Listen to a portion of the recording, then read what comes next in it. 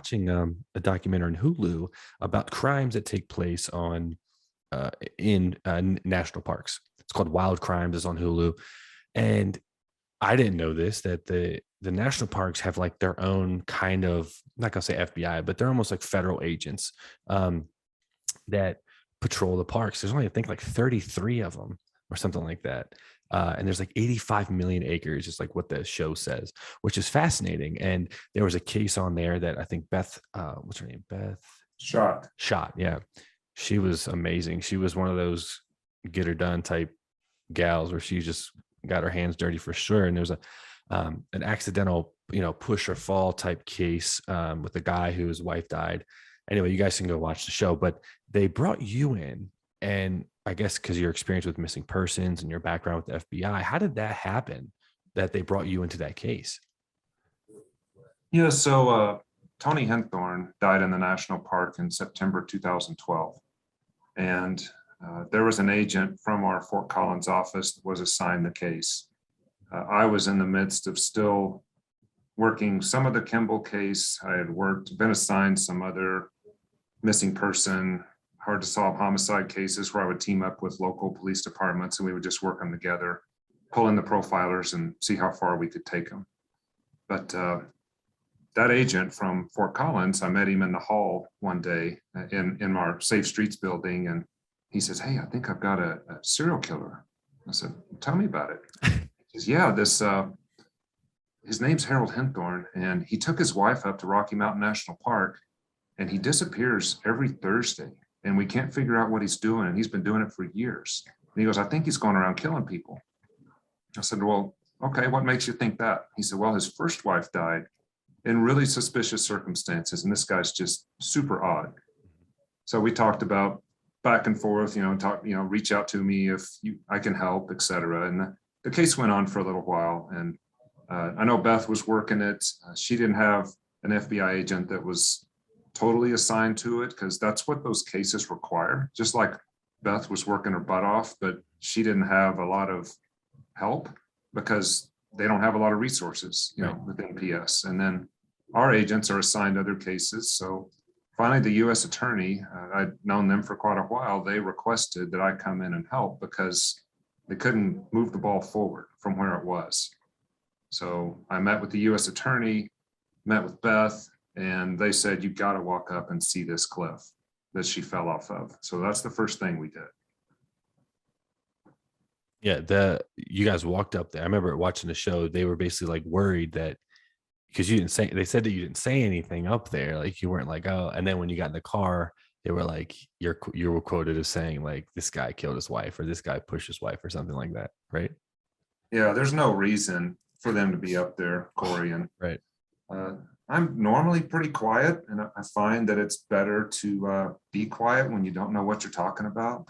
So Yeah, right. I didn't have the context of the case that they did, so I was just processing all that stuff. But yeah, you think about the whys. Like you look at the three things: your subject, Harold, your victim, his wife, and then the location. We draw a triangle, and that's investigations 101. And why that location? Why is Tony there, and why is Harold there? Mm-hmm. And you can see why Harold might be there, maybe, but on his anniversary evening, you don't normally climb a mountain in the evening. And they've both been in Colorado for quite a while. Tony with the knee surgeries, we're talking about all that stuff as we go up. But even more than that was, and this is what Kimball, my serial killer, had taught me, is you want to, if somebody has table legs of stability, you want to take all those away. Mm-hmm. So that it's only you and your victim, and there's no other witnesses, and your victim has no one to cry out to. And not only at the scene, but even before then. And that's what Harold had done. He had isolated Tony from her family, moved her from Mississippi to Colorado. It had been a slow isolation from friends even. He controlled her communications. They were telling me about that stuff. But then especially when he went off trail and then off trail again, there's no reason to do that. Right. And the cliff itself was just terrifying, to walk up to that thing and try to look over. And I'm not afraid of heights, but there's no reason for people in their 50s to be looking over something that means certain death, and to be playing within a few inches of it. Right. Yeah. No, when they would put the camera and they would go up to the, and then they showed the diagram of how far off the beaten path. And there was no like, hey, go this way if you want to see a great, view or whatever. It was kind of like, do not go this way almost. So I thought that was crazy. But the coolest part was when you were talking about him going up to was it Estes Park, like him going down from wherever he was living all the way up, like the hour or 2 hour drive it was up there, like once a week or once he started pinging his cell phone. That way you could kind of like, you basically were like building a case of like, okay, he was like going up there, probably surveying the area, I would assume, seeing which trail he wanted to go in and finding that area where he would, where that picture where they're holding that branch, like right over the cliff. Is that kind of what you did? Yeah, well, and I'm finding the devil's in the details with a lot of these cases.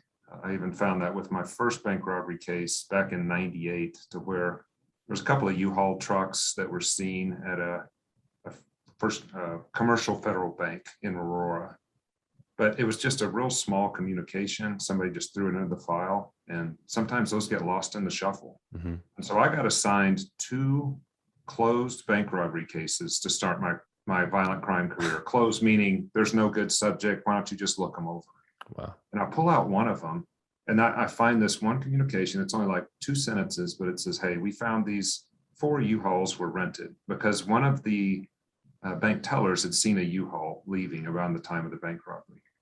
And so I go to the place, they give me the list of the 4, I run the 4, one of them has a convicted felon on there, and end up getting an arrest warrant for this kid named Jason. Mm-hmm. And then get his girlfriend to flip and whatever else. But it just, that's where I say the devil's in the details sometimes. And that's kind of what had happened with this. Is the cell phone records were there in the file, but they weren't easy to look at back then in 2012. They're a lot easier today with everything being digital and whatever. So I had to get all these reams of paper and do these, 3 piles and try to work through stuff to figure out what does this lat long mean. And Harold had done a lot of planning and preparation, and he was smart enough though to turn his phone off. Once he figured out where he wanted to kill Tony, that was on like trip 3, Mm-hmm. I believe. From like trips 3 to 8, we didn't get any cell service up there, because once he started his road up from Highlands Ranch, he'd turn his phone off. Right. And so all I was looking for then were gaps. I'd look for, okay, he's probably heading north, and then you would see maybe coming down a different route that would, logically you would assume that he's been in the park.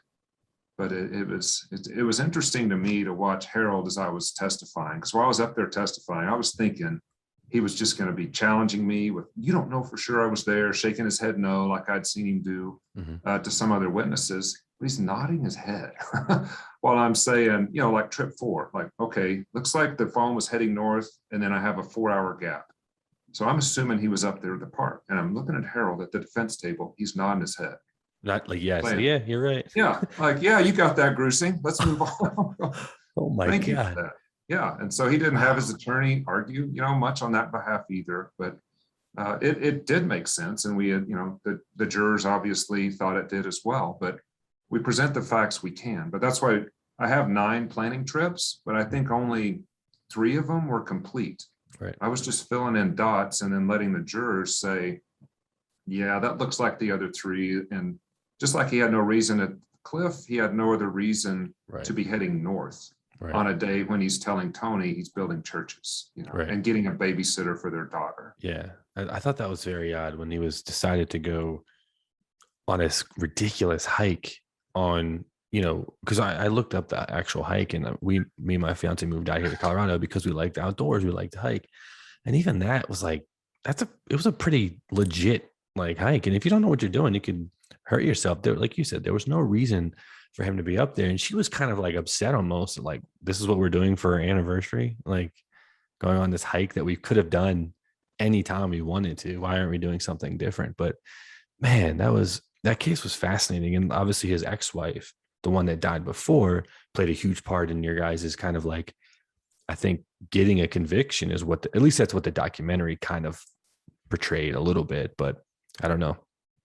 So, It did. Yeah, I was able to dig into that one quite a bit too. And the Good Samaritans that stopped for, her name was Lynn, when Harold finally figured out he would flag someone down because two had tried to stop and he had waved them on. Most mhm. likely Lynn was underneath the car, suffocating with the weight of the car on her back, God, with that front right disc brake laying right across, her right between her scapula. mhm. And yet when they came and started doing CPR, these ones that pulled the car up off of her, it's Patricia Montoya. She was an excellent witness, by the way. And her dreams were scary, man. I mean, she told me dreams she had, and it made chills run down my spine Right. after dealing with a situation like that. But her husband and his brother started reviving Lynn, and she started breathing. And she said Harold's look, instead of relief, was horror. And she said she could still see it, and that's why she went to the funeral or the memorial. That's why she called the police, all that stuff. Wow. But that gave us, Corey, context to why Harold waited 45 minutes to dial 911 for Tony, because he had to let her bleed out completely. Right. He wasn't going to take a chance like what happened with Lynn, that law enforcement or some Good Samaritan might come and she even has the chance to recover. Right. Wow, that's fascinating. Yeah, what was it? The other thing, he hadn't have a job since like 92. When they said that, I was like, you've got to be kidding me. So he's basically using these women's life insurance policies as a paycheck. I couldn't believe that. Like, that takes a lot of work to kind of portray this kind of like, oh, I'm a business owner, I'm doing this and that, and then not have a paycheck for that long. I was like, I couldn't believe that when they said that. That was Yeah. fascinating.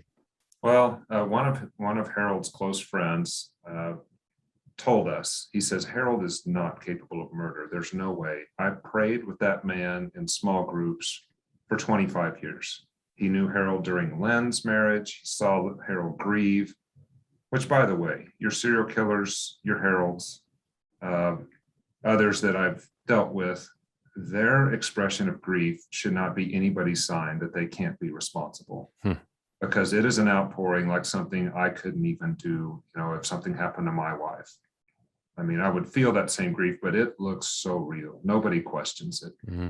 And so even people that were super close to Harold said, no way he faked that with Lynn's death or with Tony's. But Right. so just something, a little extra tidbit for you there. Yeah, no, that But makes sense.